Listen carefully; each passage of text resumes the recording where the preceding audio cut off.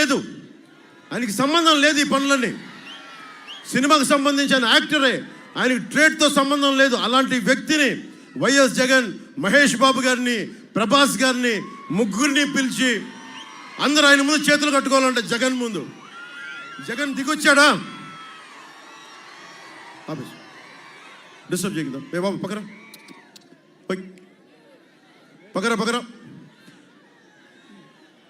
ఇది అబ్బాయిని పిలు, నువ్వు దిగు. నువ్వు దిగు. అలా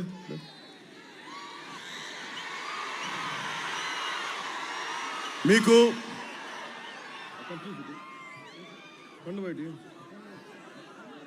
మీరు కండువాలు విసిరేస్తే ఏమైపోతుందంటే అది మీ హీరోయిజం అనుకుంటున్నారు, మీ సరదా అనుకుంటున్నారు.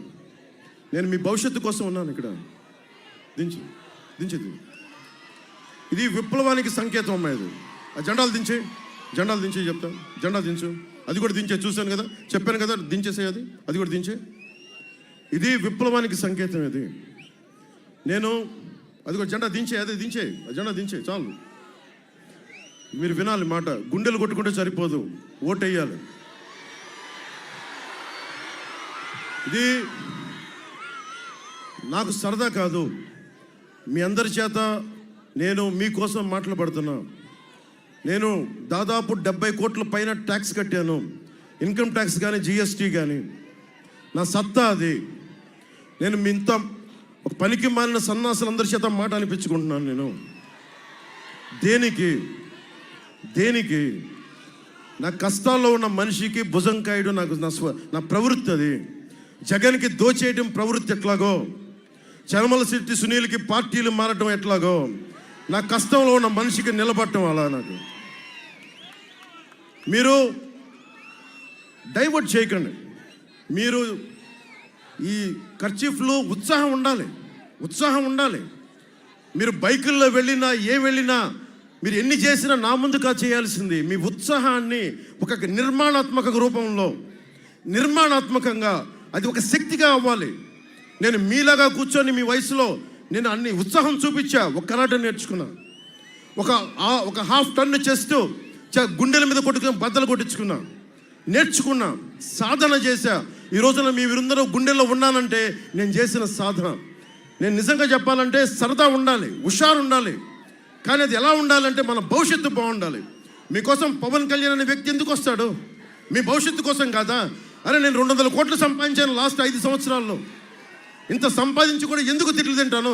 జగన్ లాగా నాకు అక్రమ మైనింగ్ అవసరం లేదు, గుంతలు రోడ్ల కాంట్రాక్ట్లు అవసరం లేదు, పోలవరం పూర్తి చేయకుండా నాకు దాని మీద డబ్బులు అవసరం లేదు, ATM లాగా కాదు. మీ భవిష్యత్తు కోసం వచ్చాను. 30,000 మంది ఆడబిడ్డలు ఈ రాష్ట్రంలో, 30,000 మంది ఆడబిడ్డలు అదృశ్యమైపోతే ఒక్కడు మాట్లాడు, ఒక్క వైసీపీ ఎమ్మెల్యే మాట్లాడు. మానభంగానికి గురైతే ఆడబిడ్డలు కూర్చోబెట్టి 1-2 రేపులు జరుగుతాయండి, దానికి పట్టించుకోవాల్సిన ఏముందని వైసీపీ మహిళా మంత్రులు అంటారు. నాకు బాధ కలుగుతుంది. మన ఇంట్లో బిడ్డలకు జరిగిన బాధ ఉంటుంది నాకు. నేను మీకోసం వచ్చాను. 30,000 మంది ఆడబిడ్డలు పోతే ఎత్తిలిపోవాలి. మనందరం కూర్చొని హుషారు ఉంటే సరిపోదు. మార్పు కోసం మీరు గొడవలు పెట్టుకోకర్లా. ఇదే చెప్తాను, గొడవలు పెట్టుకోకర్లా. ఓటు వేయాలి, మీరు నిలబడాలి. మీరు ఆ ఉత్సాహం లేకపోతే మీరు జన సైనికులని ఎంత చెప్పినా, మీరు అన్యాయానికి ఎదురు తిరగపడకపోతే మీరు నా జన సైనికులుగా చెప్పుకున్న ప్రయోజనం లేదు. మిథున్ రెడ్డి ఒక్కళ్ళని బతకనివ్వట్లా. చిత్తూరులో ఎవరిని బతకనివ్వడు, కడపలో ఎవరిని బతకనివ్వడు, రాయలసీమలో ఎవరిని బతకనివ్వడు. ఇంతమంది తూర్పుగోదావరి జిల్లాలో నాయకులు ఉంటే ఇక్కడ కొండ తవ్వాలన్నా, గ్రావెల్ తవ్వాలన్నా, మైనింగ్ చెయ్యాలన్నా మిథున్ రెడ్డి పర్మిషన్ తీసుకోవాలి. స్థానిక నాయకులకి, వైసీపీ నాయకులకే దిక్కు తెన్ను లేదు ఇక్కడ. నేను వచ్చింది ఎవరికి స్వీయ నిర్ణయాధికారం ఇక్కడ ఉండాలి. తూర్పుగోదావరి జిల్లా నాయకులకి తూర్పుగోదావరి జిల్లా వనరుల మీద సంపూర్ణ ఆధిపత్యం ఉండాలి. ఒక మిథున్ రెడ్డి కాదు, వైఎస్ జగన్ కాదు.